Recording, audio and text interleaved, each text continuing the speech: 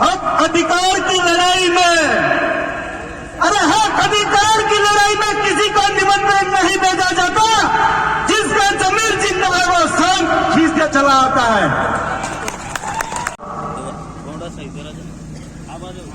मैं यह इस मन से यह कहना चाह रहा हूं, आज ये लड़ाई हमें क्यों लड़नी जरूरी है। आज जो हमारे साथ में जो परिस्थितियां हो रही है, जो परिस्थिति बन रही है, वो किस कारण बन रही है। इसलिए भाइयों, आप जो आए हैं उनको बहुत बहुत धन्यवाद। हक अधिकार की लड़ाई में, अरे हक अधिकार की लड़ाई में किसी को निमंत्रण नहीं भेजा जाता।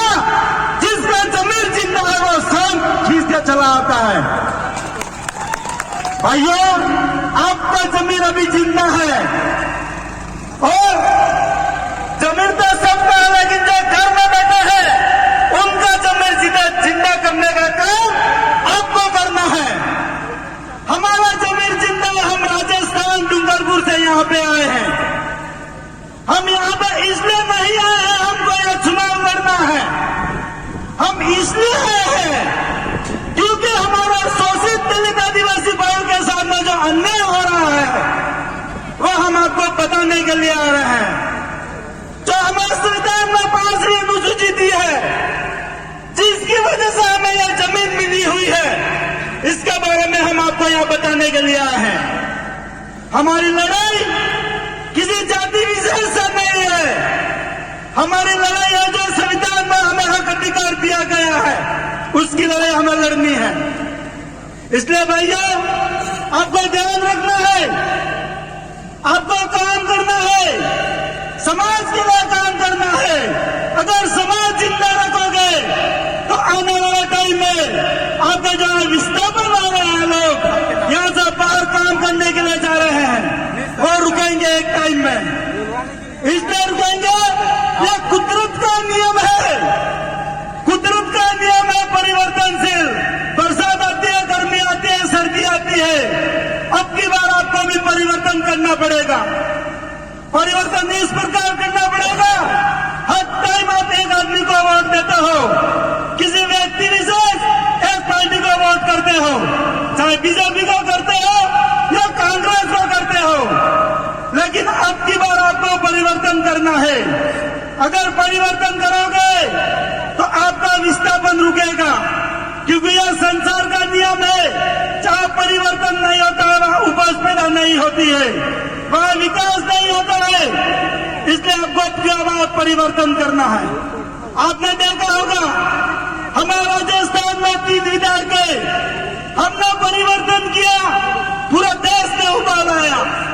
अब की बार हम लोकसभा में जिताकर राजकुमार जी को भेजने वाला फाइनल और जाने वाले हैं। भाइयों, आपको भी यहाँ से आपको भी जिता के भेजने हैं बालू सिंह कामड़ को। अगर इनको आप जिता के भेजोगे तो आने वाले टाइम में याद रखना, हमारे 5 वाले लोकसभा से राजकुमार जी आवाज उठाएंगे और आपने बालू सिंह कामड़ उठाएंगे आवाज, तो अपना विस्थापन रुकेगा भाइयों। क्योंकि समस्या बहुत ज्यादा है हमारे समाज में। शोषण कितना होता है वो आपको ध्यान रखना है। शोषण गरीब, शोषित और निम्न वर्गों का शोषण होता है, कभी पैसे वालों को शोषण नहीं होता। भाइयों, आपको पैसे वालों की बात में आके बहकावा नहीं रहना। हम वहां पे राजस्थान में हमारे इलाका में कैसे जिताते हैं, आपको एक छोटी सी उदाहरण बताता हूं। क्योंकि बीजेपी कांग्रेस राष्ट्रीय पार्टियां हैं और जब से देश आजाद हुआ तब से हमें वोट हमको खरीद के और हमें हमारा शोषण करते हैं। हमारे इलाके में हमने सिस्टम बिठा दिया। आप कैसे बिठा हम आपको बताते हैं। ये लोग हमारे पास पैसे लेके आते हैं, मीट लेके आते हैं, दारू लेके आते हैं, पैसे ले लेते हैं, दारू पी जाते हैं और मीट खा जाते हैं, लेकिन उनको वोट नहीं देते हम लोग। इस फार्मूले की वजह से हमारे 3 विधायक हैं और अभी सांसद जीत के जाने वाले हैं। भाइयों, आपको भी यही काम करना है। अब की बार आपको खरीदने के लिए आएंगे, पैसा आएगा आपके पास में 2 दिन के बाद में। आपके आसपास में घर की पोटली आएगी और आपके पास में मीट भी आएगा जो खाते हैं उनके लिए। आपको पैसे ले लेने हैं, दारू तो पी जाना और जो मीट खाते हैं खा लेना, लेकिन आपका कीमती वक्त उनको नहीं देना है भाइयों। ध्यान रखना है यह लड़ाई, हम लड़ाई हमारे आने वाले पीढ़ी के लिए लड़ रहे हैं। आज एक विधायक आपने यहाँ से जिता के भेजा है, अगर आप यहाँ सांसद जिता के भेजते हो तो आने वाले टाइम में आपकी पीढ़ी सुरक्षित रहेगी। आपने देखा होगा कि अपने भाई को गाड़ी के पीछे रगड़ के मार देते हैं, हमारे भाइयों के ऊपर पेशाब करते हैं। हमारे एमएलए भी हमारे जाति के हैं, सांसद भी हमारे जाति के हैं, न लोकसभा में बोलते हैं न विधानसभा में बोलते हैं, क्योंकि उनको नहीं बोलने के लिए पाबंद किया जाता है। वोट तो अपना लेके जाते हैं लेकिन वो कभी बोलते नहीं है। इसलिए भैया हमारा समाज जीवित है, उन्हें भारत आदिवासी पार्टी का निर्माण किया, उसके बैनर तले